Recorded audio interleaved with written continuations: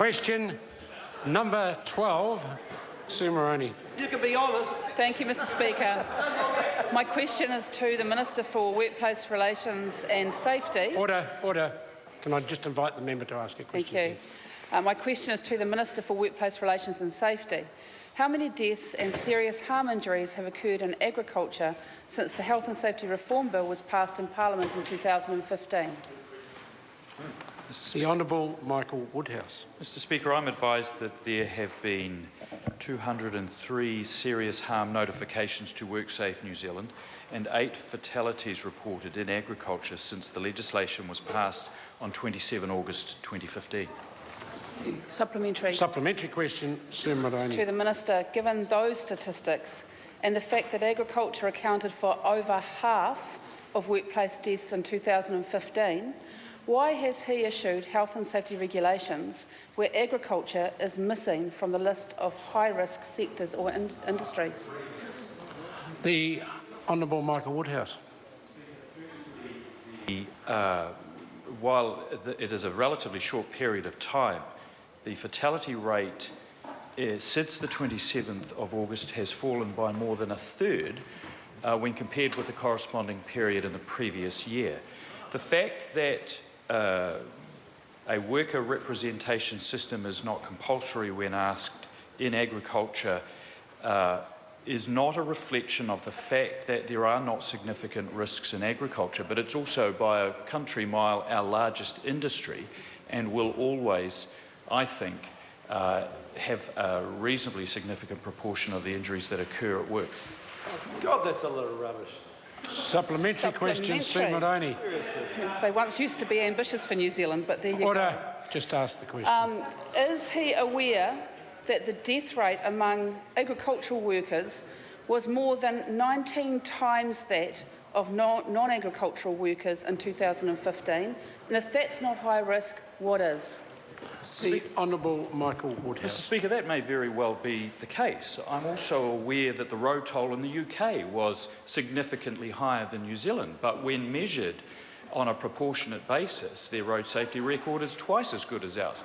So it really depends on the size of the industry and the trajectory that they're on. They are a very, very large industry and they are trending downwards. How are those worm farmers doing? Point of order, Mr Speaker. Point of order, Sue Moroney. Just in light of that answer, I seek leave to table for the Minister's information. Order. No, it's not for the Minister's information. Okay, it's for the House's, and the member doesn't need to House. say that. Just seek leave to table a document. Seek leave to table a document showing that on a proportionate basis.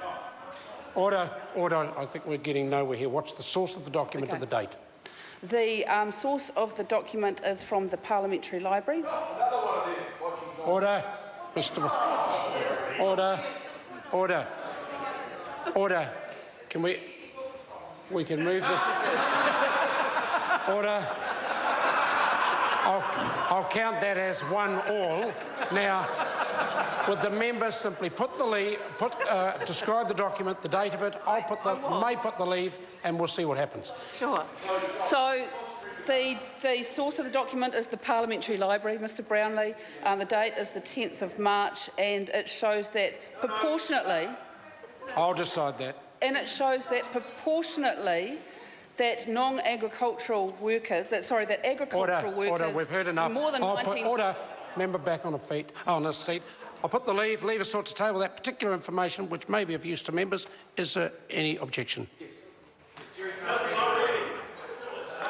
Further supplementary? Supplementary question. Supplementary question, Sue Moroney. I'm sure there'll be some pictures. To the Minister, well, is he aware then that ACC confirmed at Select Committee 4 weeks ago that agriculture is a high-risk industry? The Honourable Michael Woodhouse. Mr Speaker, the question is not whether or not agriculture is a material risk to workers. I accept that. There's no question about that. But it also needs to be recognised that anybody who is not required to have a mandatory worker representation system is not being let off the hook in respect of the Health and Safety at Work Act, which hasn't come into force yet. It's coming into force on the 4th of April. There are very onerous obligations on all workers and all employers in this country to participate effectively in health and safety practice in New Zealand. From being high risk. Supplementary. Supplementary question, Sue Moroney.